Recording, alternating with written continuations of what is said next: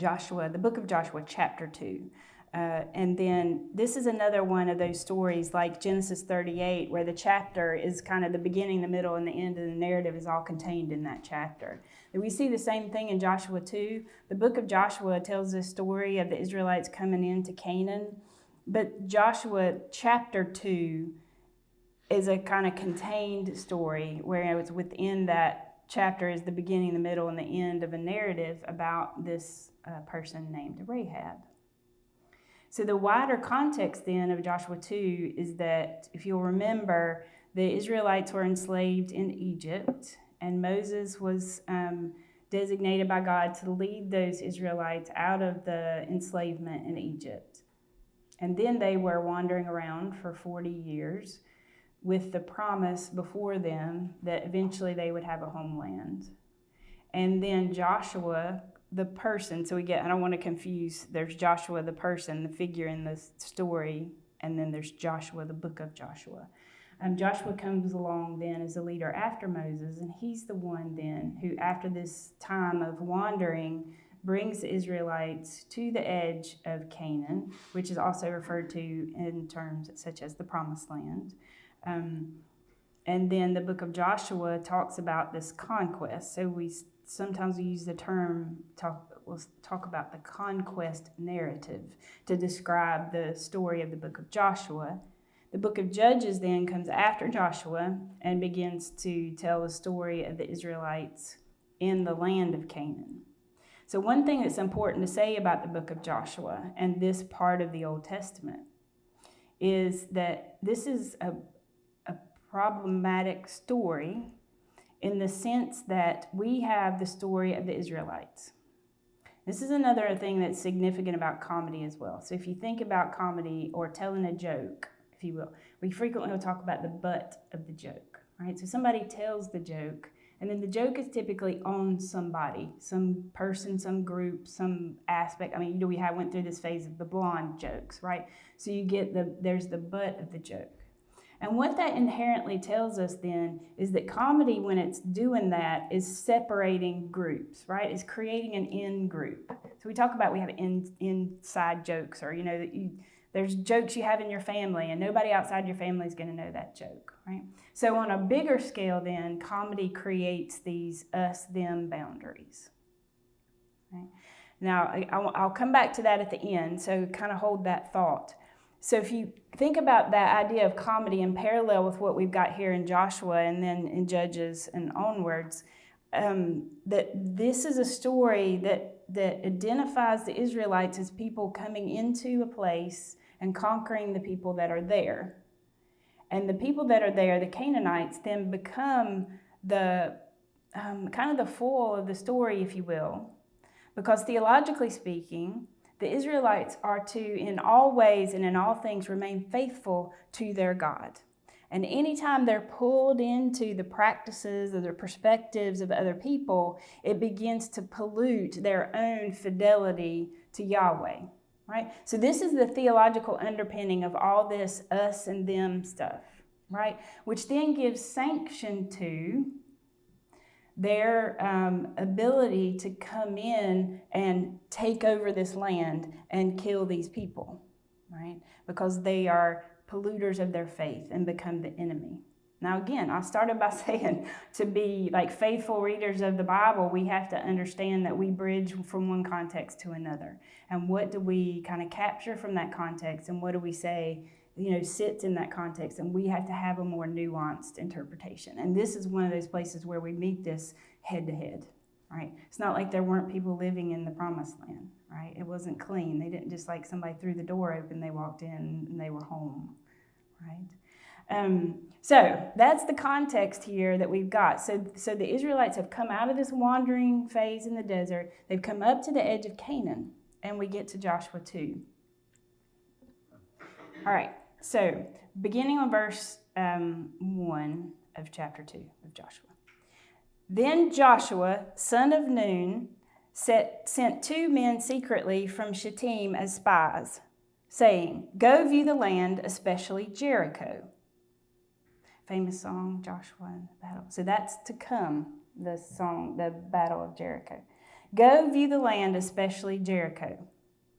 All right, so this is Joshua. I said this at the end last week as kind of introduction to this week. So this is that Joshua. In the same way last week it was that Judah. This is that Joshua. So back in Numbers, when they were wandering around, one of the things that happened was that Moses sent 12 spies to go look at this land. And 10 of the spies came back and said, there's no hope, no chance, give up. We're not going to be able, there's so many of them and they're huge. Right? Joshua and Caleb said, we got this. Right? So they were hailed as these faithful spies, these faithful men of God. And so here we encounter this same Joshua, super spy. So he tells these two, go view the land, especially Jericho. So they went. What do you think should happen next? They conquer. Sure, they conquer. I don't know, they go peek around corners and see where the bullets are. I mean, what do spies do? So they went. And they entered the house of a prostitute whose name was Rahab and spent the night there.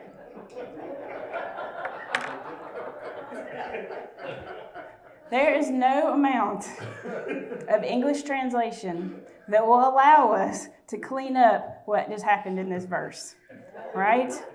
Because in Hebrew, verbs like went into and laid there, which is spent the night there. This is like saying people in the Bible went to the bathroom, right? Like we use this term, they spent the night there, but that's not what they did. I mean, they were there during the night. Spies. I mean, people, it would shock you if you picked up 10 commentaries over the years. It would shock you the amount of ink that's been spilled trying to clean this up, right? Well, if you go to a brothel, that's where all the intel's going to be. She wasn't a prostitute. It was like a pub, and she was the pub landlord.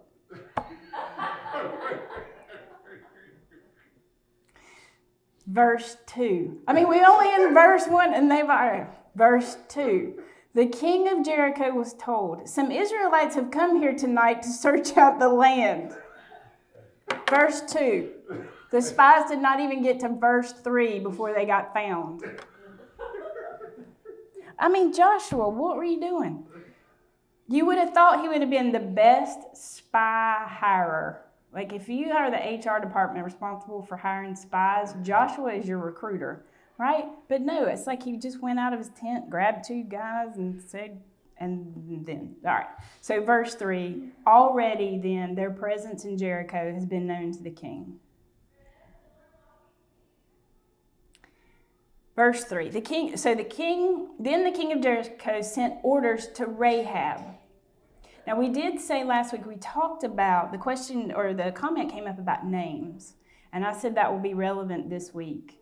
And to pay attention in this story to who gets a name and who remains unnamed and who's known only by their sort of role in the story. So we have Joshua, he's been named. And we have Rahab, she's been named, and they both were named in verse 1. But already we have nameless spies, and now we even have a nameless king. Right? So you would expect, again, our expectations are being subverted here, that you would expect the king to have a name, but instead we have Joshua, super spy, bad spy recruiter, and Rahab, a Canaanite prostitute. So already our radar should be up and just boop, boop, boop, boop, boop. So the king of Jericho sent orders to Rahab. All right, so don't let that power dynamic get past you. This is the king communicating through messengers to Rahab. Bring out the men who have come to you, who entered your house. Again, those verbs are perfectly fine as they're translated, but they also have a second sexual meaning in the Hebrew. So you can go outside and, put bleach on it or whatever. It's not going to work. We know what happened. So bring out these men, for they have come only to search out the whole land. Well, that's not true, but whatever. And then the beginning of verse 4, but the woman took the two men and hid them. All right, so finally somebody in a spy story is using subterfuge to get the job done. So she took the two men and she hid them. Then she said, true, the men came to me, but I did not know where they came from. And when it was time to close the gate at dark, the men went out. Where the men went, I do not know. Pursue them quickly, for you can overtake them." She had, however, brought them up to the roof and hidden them with the stalks of flax that she had laid out on the roof. So this is where you kind of get your mental picture going on. So this is one of those like cartoons where they're doing this. So she's like, they went that away, right? The gate got locked right before it. They went that way. All the while, she's got them up on her roof. So the men, this is the king's men, pursued them on the way to the Jordan as far as the fords. And as soon as the pursuers had gone out, the gate was shut. So now we have the spies safely locked in while the pursuers are locked out. And who's engineered this whole thing? Canaanite prostitute.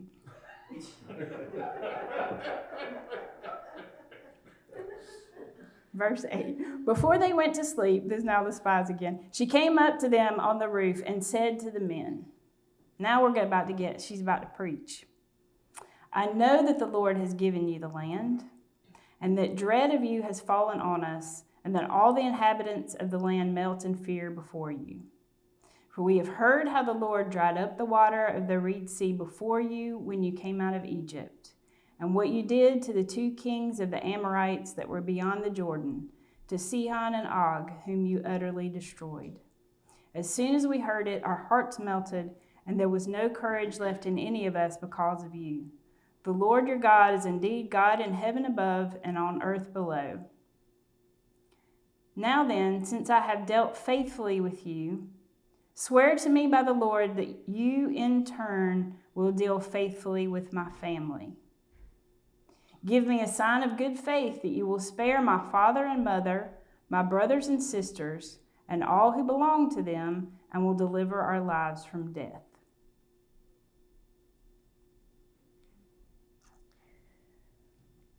Now this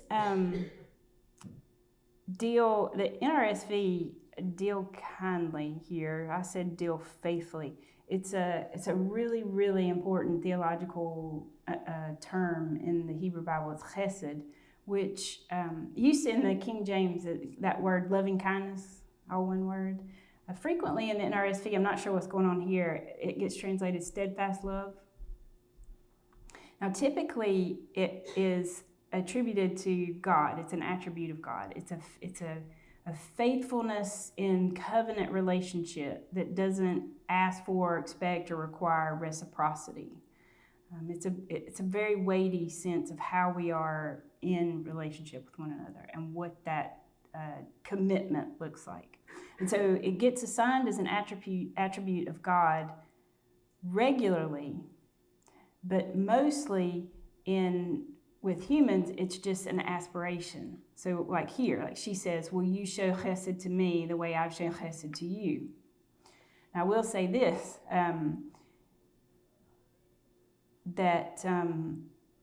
so that's in verse 12 here. We also see this, I just want to say this again, just to keep Canaanite prostitute, talking about herself as being chesed.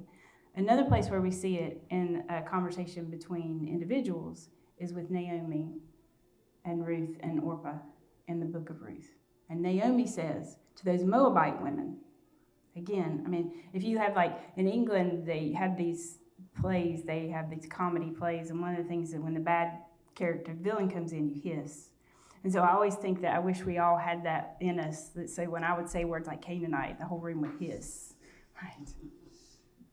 So Moabite as well. Like these were the nations that, as the Israelites are reading these stories and telling these stories, these are their mortal enemies. Like, you know, these are the ones that they tee up in video games, and so it's significant here that Rahab invokes it, and it's significant here that Rahab invokes it. Something to think about as we move through there is who is the butt of this joke? Because I guess it is possible Joshua 2, that you can tell the joke and be the butt of the joke at the same time.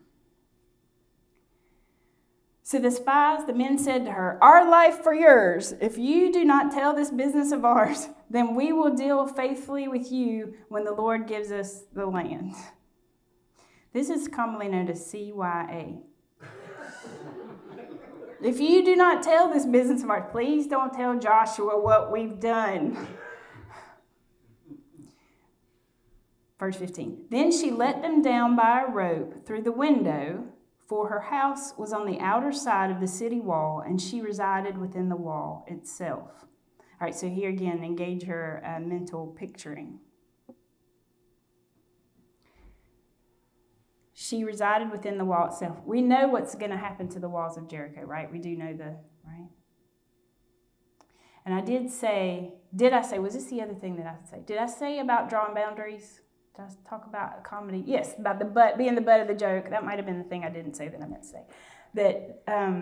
That we create, yes, I did mention how we create in groups when we tell jokes. But that also means, doesn't it, that we create out groups, right? So the butt of the joke, the collective butt of the joke, becomes the group that's out there.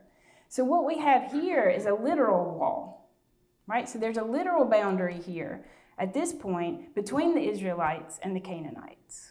This wall of Jericho. And then here's Rahab she lives in the wall. And so there's this term, I don't know if this is in common parlance, this is an academic term sometimes, liminal space. It's a space that's neither here nor there. It's somewhere in between.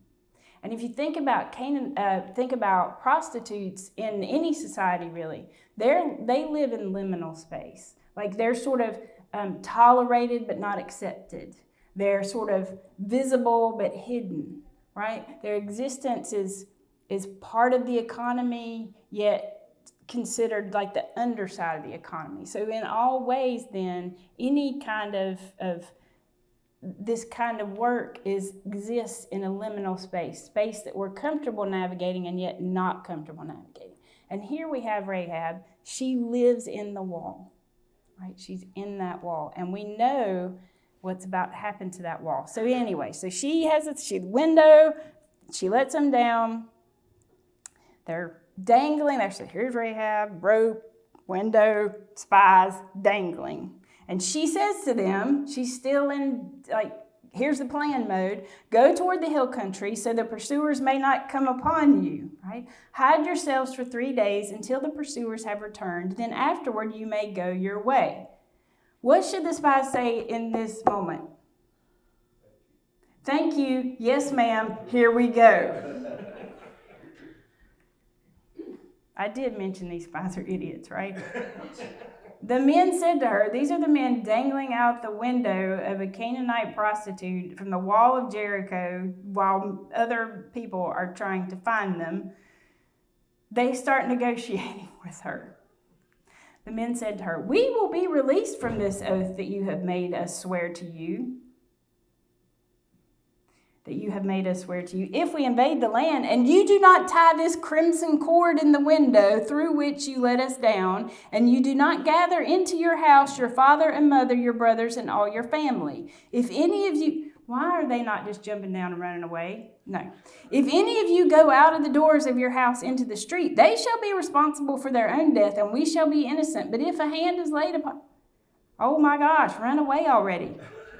But if a hand is laid upon any who are with you in the house, we shall bear the responsibility for their death. But if you tell this business of ours, don't tell Joshua what we did, then we shall be released from this oath that you made us swear to you.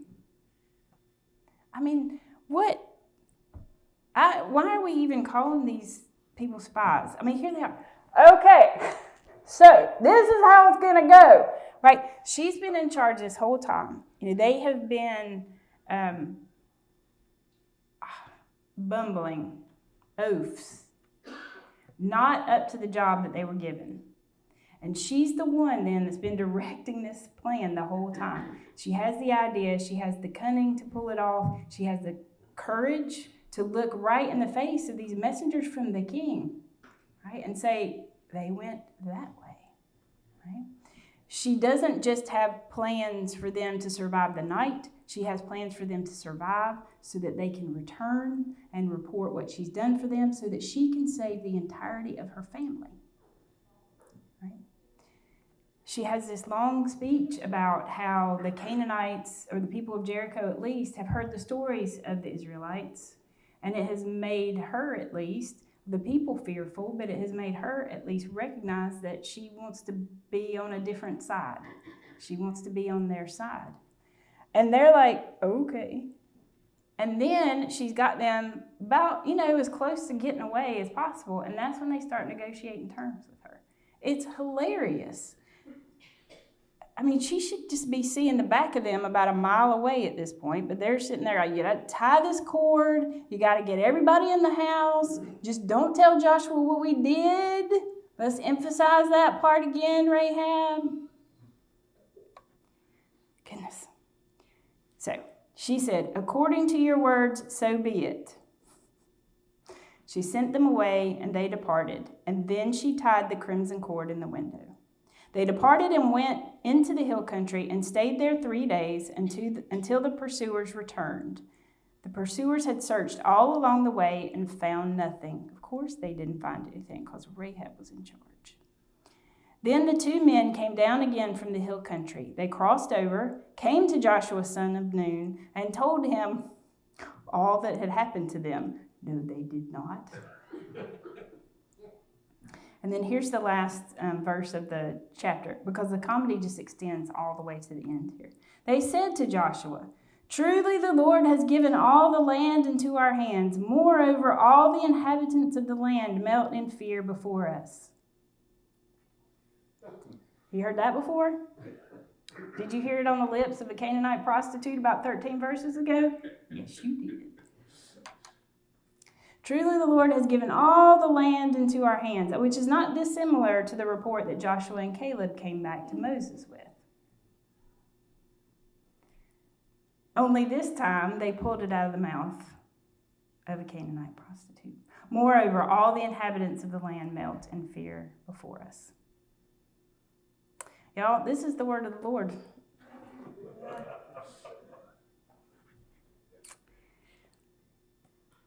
Now what we get, so that's Joshua chapter 2. What we get then again in Joshua chapter 6, that's when things start happening, is we do have a brief account that they did indeed save Rahab and her family.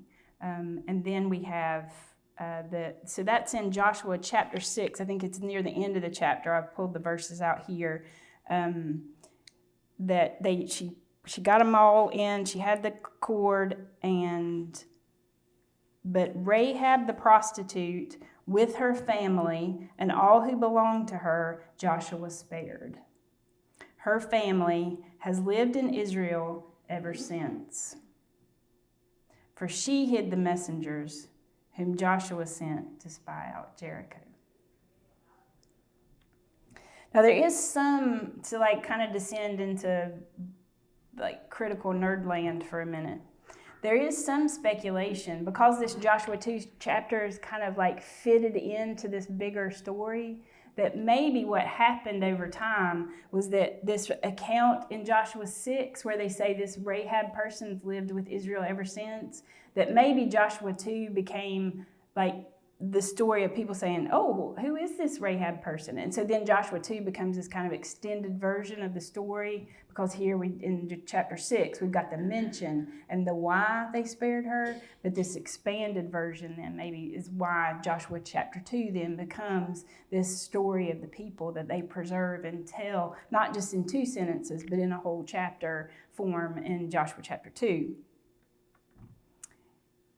Now, we looked at this last week as well, so I won't save this particular punchline to the end, but see what I did there? That we looked at the genealogy of Jesus in Matthew chapter 1 and found Tamar in that genealogy. So the figure that we looked at last week is in that genealogy, and I mentioned that there are other women in there. So Matthew, it's chapter 1, so you don't have to even dig deep to find this. It's starting with verse 1. An account of the genealogy of Jesus the Messiah, the son of David, the son of Abraham. And then it begins, Abraham was the father of Isaac. And we read last week a few more lines to get to Tamar. And then if you continue on, so this is now an extension of the genealogy down through to verse 6, then we have, and Nahshon the father of Salmon, and Salmon the father of Boaz by Rahab. Now, it doesn't say Rahab the Canaanite prostitute who saved the Israelite spies, but I mean, it stands to reason. There's no other Rahab that we know of that has renown to the point that she would only be identified by just the name. And Nahshon the father of Salmon, and Salmon the father of Boaz by Rahab. And it continues on from there. So last week I said, I can say the same thing again. Last week I said, without Tamar, there's no Jesus. And so this week we see, as this genealogy unfolds, that without this clever, brave, and yet Canaanite prostitute woman Rahab, also there is no Jesus. Wow. So you might be getting the best of me these 2 weeks. I say that as a disclaimer in case, anytime I'm here in the future, we bust.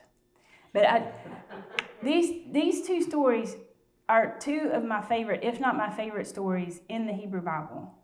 For all the reasons that I've counted, but for a couple more reasons I want to talk about for a few minutes before I will open it up for any kind of questions that you have.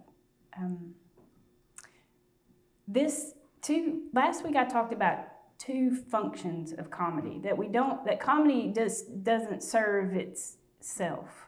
That comedy functions for us in particular ways, psychologically, sociologically, theologically, I would argue. And so last week I talked about subversion, that comedy can subvert our expectations. Right? We talked about the joke about the bear and the bear praying and blessing the food that the bear was about to receive, that subverted our expectations on a few levels. And then I also talked about the way comedy is revelatory. It reveals us to ourselves, like it holds a mirror up to us. But it can also then show us, it can reveal what our reality is, whether that's within our family unit, whether that's socially, at a national level. It can reveal to us the reality, and in doing that, then it can reveal to us another reality. So if we can identify the things around us that are broken, then surely in some way that also shows us how we can be agents of change in trying to fix that brokenness. Which is a function of comedy, but the language of Christianity resonates so closely with that. Like we could just exchange a couple of words and we would be talking about Christian theology, about the theology of what it means to be a Christ follower. So there's two other things then I want to talk about that relate to this story in particular, that relate to comedy in general, but also then has a point of contact, significant point of contact with how we live our faith. The first one is this notion of survival. So what I will say to you is that if you were to begin in Genesis and read through, which again, I'm sure you're going to do, you've already got it mapped out for 2025, right? What you're going to see there is a story of a people whose survival was almost constantly under threat. And so the story becomes, on some level, how do we survive?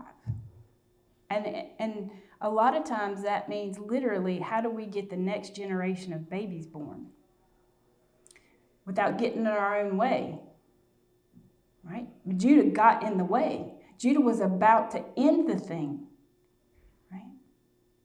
And that story, the Pharaoh got in the way, trying to kill babies.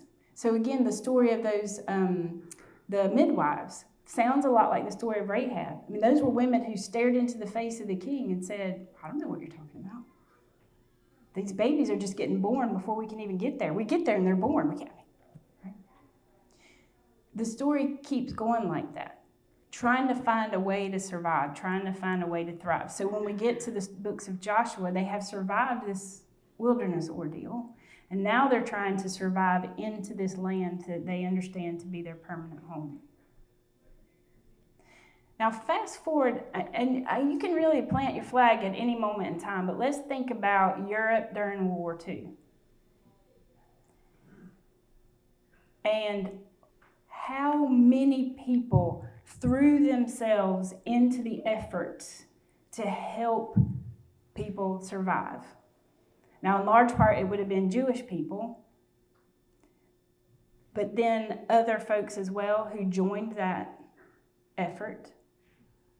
And all the spying and the subterfuge. I mean, one of my favorite stories of all is the hiding place, the story of Corrie ten Boom, a Christian family that hid Jews in their home and then themselves wound up in camps.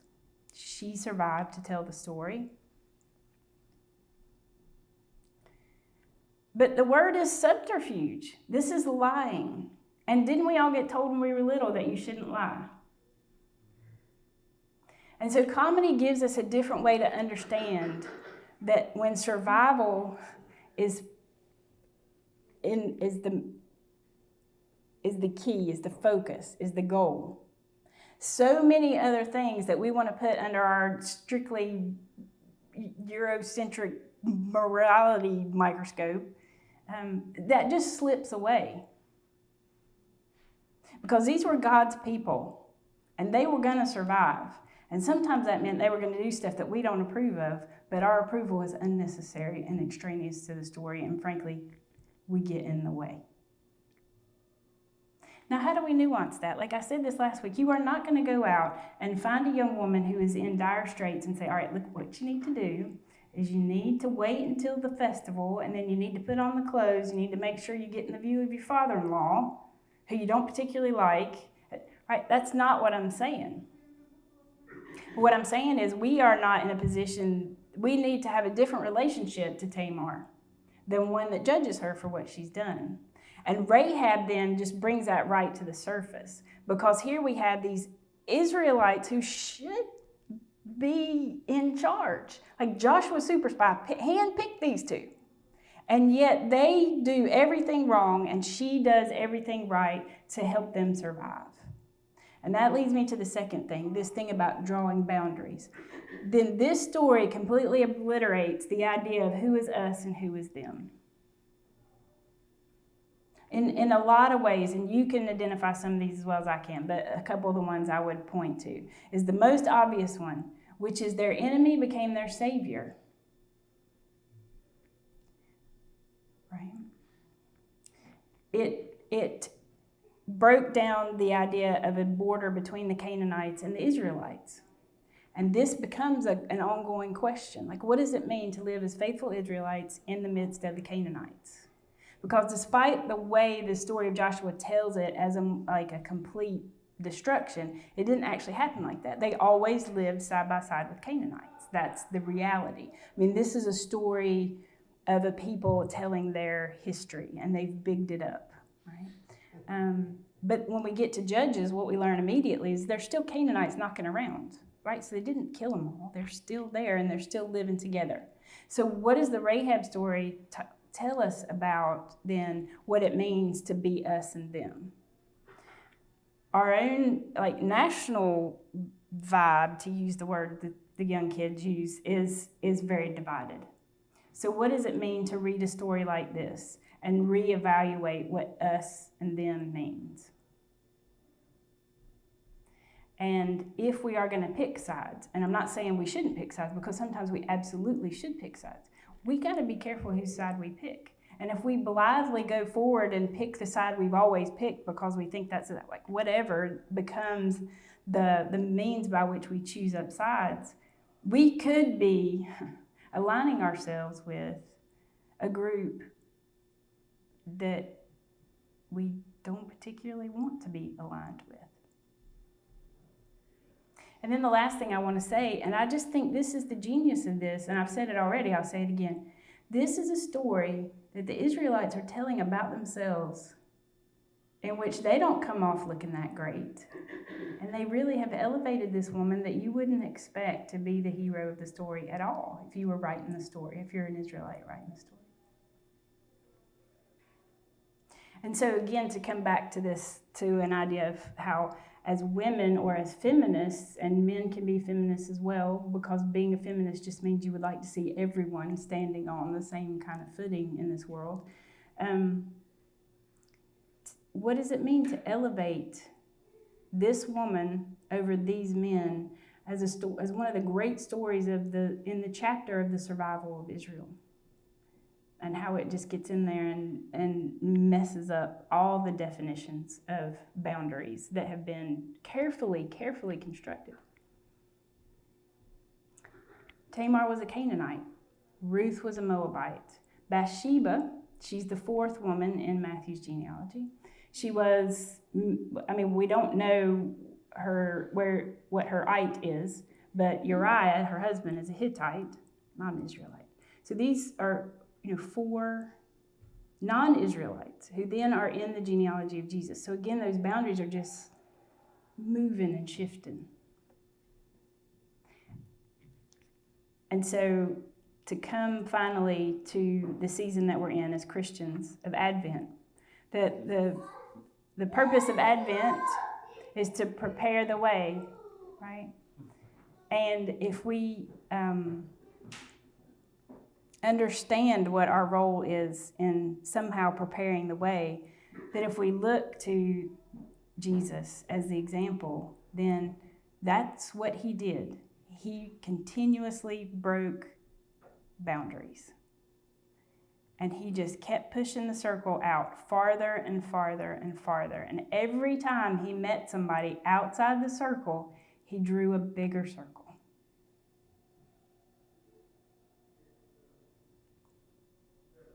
So that is a circle that doesn't, not like the walls of Jericho where it falls, but this is a circle then that continues to be drawn wider and wider and wider. And that every time in the story, he continues to draw that circle wider. And then if you understand Acts, it's 1:8, where to be my witnesses in Judea, Samaria, and that circle then continues to get pushed out to the ends of the earth. And this is for those who follow Jesus. So that whole trajectory continues, not just with Jesus the person in his own life and ministry, but then for those who follow him, this becomes then their first directive, if you will, to just push that circle out and out and out.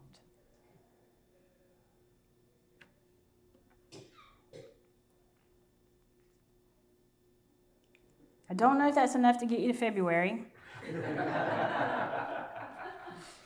But maybe every time you laugh, you can kind of stop and say, okay, why was that funny? And what was being subverted? And what of this joke? And how does it redraw boundaries? And we do have a few minutes, and I'm happy to comments or questions.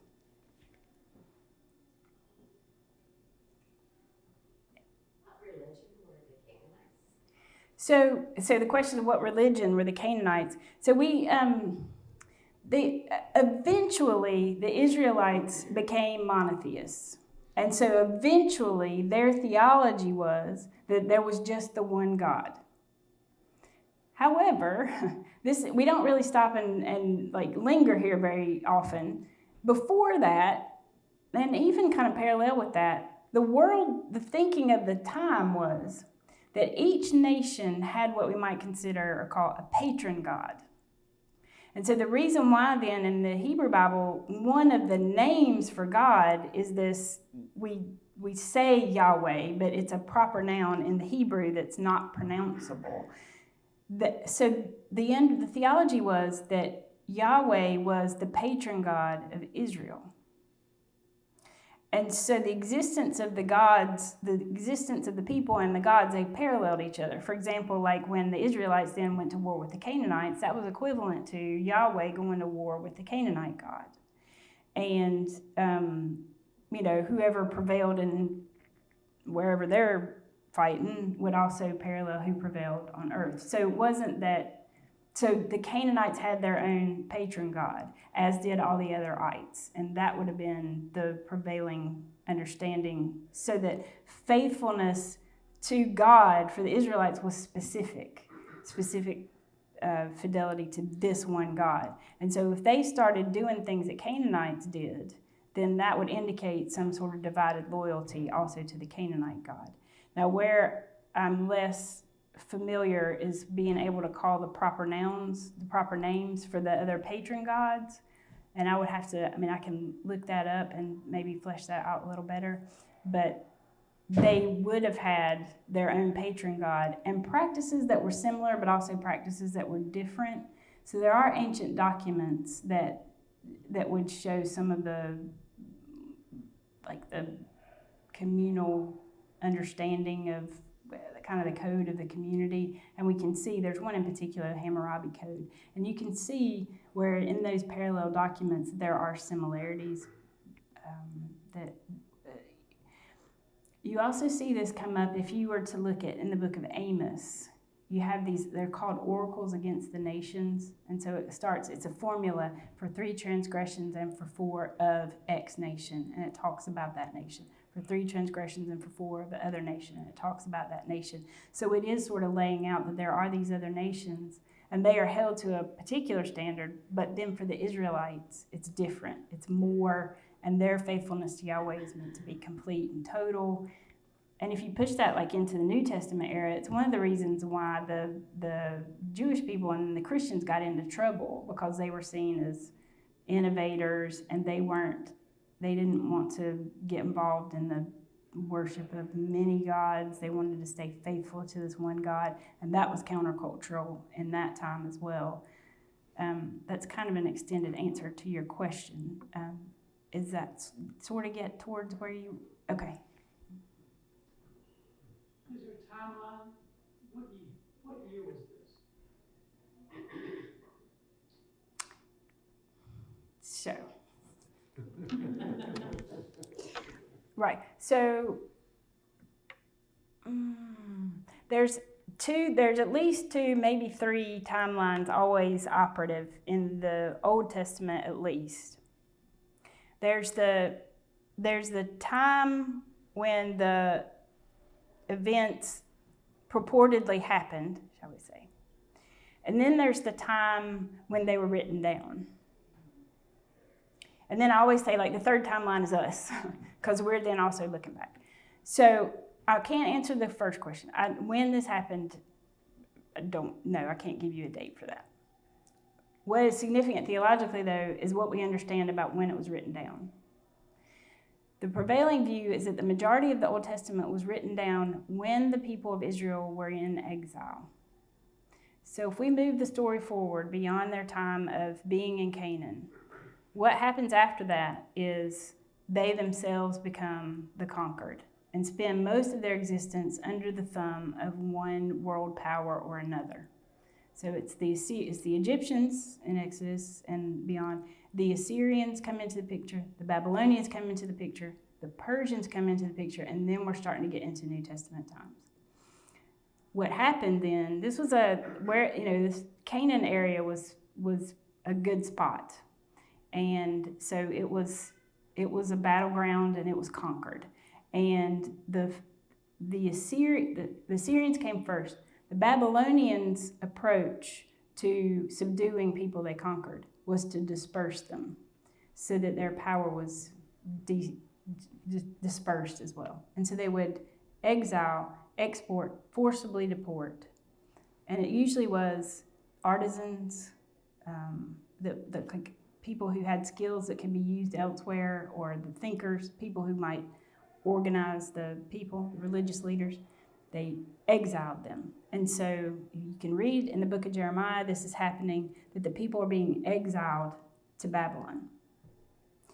And so there is this kind of sociological, anthropological phenomenon where a people under threat will begin to write their story down because they want to preserve it. And so the thinking is that's what happened, is that in the exile, they wanted to write the story down, the story that had been circulating orally for them for centuries.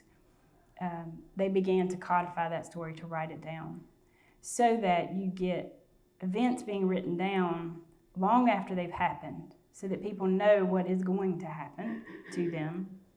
And it's also an effort at memory keeping.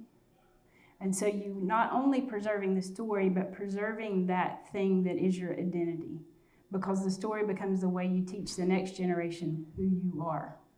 So it's not about facts and dates and like that, numbers. Those get made symbolic. 40 years. I mean, it could have been 42 years. It could have been 36 years. It could have been 6 months. Like 40 is the number because 40 is important. It means something as a number.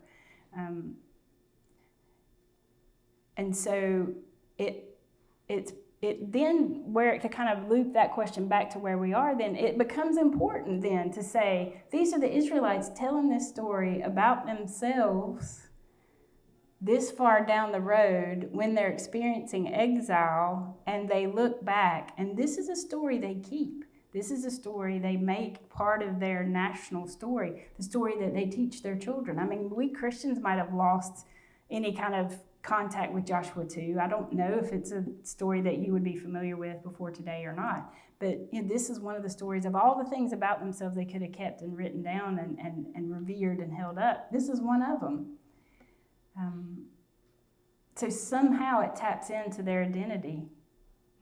I find that to be powerful. I don't have an answer to that question, but it is a powerful question to keep asking ourselves, like why Rahab, the Canaanite prostitute, becomes a key figure, not just in the Israelite story, but then Matthew picks it up and puts it into his own little mini version of the story of Jesus.